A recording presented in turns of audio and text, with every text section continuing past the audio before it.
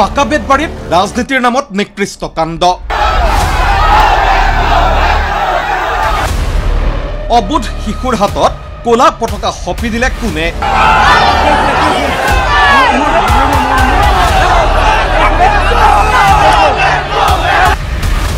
কণ কণ শিশুৰ হতুৱাই প্ৰতিবাদৰ নামত লেতেৰা ৰাজনীতি কৰিলে কোনে? অভিযোগৰ আঙুলি AIDFৰ নেত্ৰী মীনাক্ষী ৰহমানলৈ। প্ৰথমে চাওক এই দৃশ্য। পূৰ্বৰ সৰুক্ষেত্ৰী সমষ্টি তথা নৱগঠিত পাকা বেতবাৰীৰ বিধায়ক জাকিৰ হুছেইন সিকদাৰক সমষ্টিটোত ভৱানীপুৰৰ পৰা নকৈ অন্তৰ্ভুক্ত হোৱা কৰাগাড়ীৰ শৰ্মা বজাৰত কলা পতাকা প্ৰদৰ্শন কৰিছে কিছু লোকে।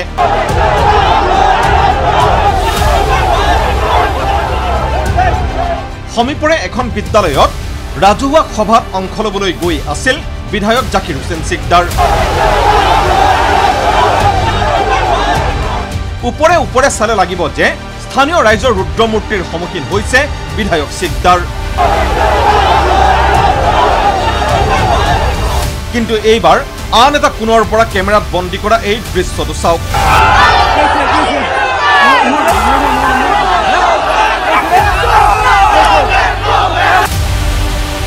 এজাক কণ কণ শিশু, সকলোৰে হাতে হাতে কলা পতাকা। 90% স্কুলীয়া ছাত্ৰ। কণ কণ শিশুহঁতৰ আঁৰত ৰৈ মাত্ৰ কেইজনমান প্ৰাপ্তবয়স্ক লোকে চিঞৰিছে।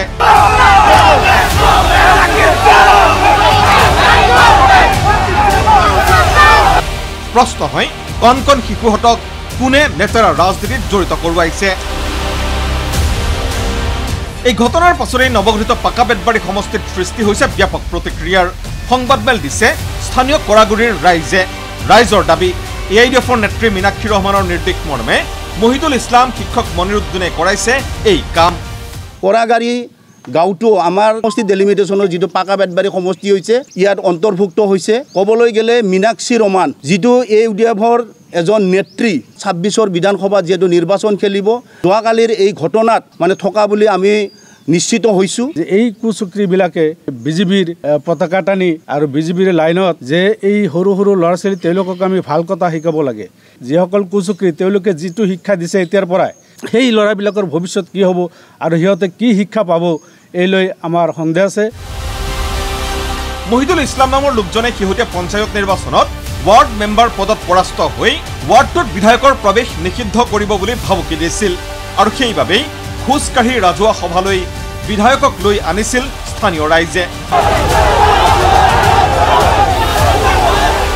কিন্তু একাংশ সংবাদ মাধ্যমত বিধায়কক বহু খেদা দিয়া বুলি প্ৰচাৰিত বাতৰিৰ প্ৰতিক্ৰিয়া দি স্থানীয় ৰাইজে দাবী কৰিলে কলা পতাকা প্ৰদৰ্শনকাৰীকহে ঝাৰু চেণ্ডেল লৈ খেদি পঠিয়াইছিল স্থানীয় ৰাইজে। এইটো মহিদুল ইছলাম নামৰ এজন 9 নম্বৰ ৱাৰ্ডৰ যিজন মেম্বাৰত ইলেকশ্যন খেলিছিল, তেওঁ পৰাজয় বৰণ কৰিছে আৰু তাৰ পিছৰ পৰাই তেওঁ জাকিৰ হুছেইন সিকদাৰক তাৰ ৱাৰ্ডত প্ৰৱেশ কৰিব নিদিয়ে। আৰু এই কথাৰ পৰিপ্ৰেক্ষিততে আমি তাৰ ৱাৰ্ডৰ মাজেৰে আমাৰ MLA মহোদয়ক আমি মানে প্ৰচেছন কৰি পেলাই আমাৰ সমষ্টিলৈ আনিছোঁ।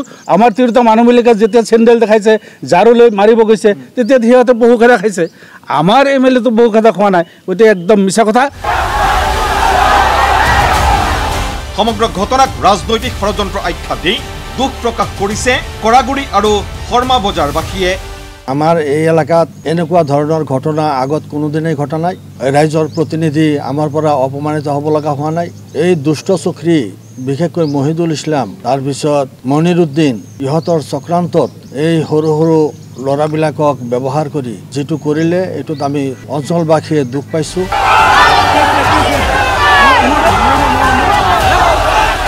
Bureau report ND24।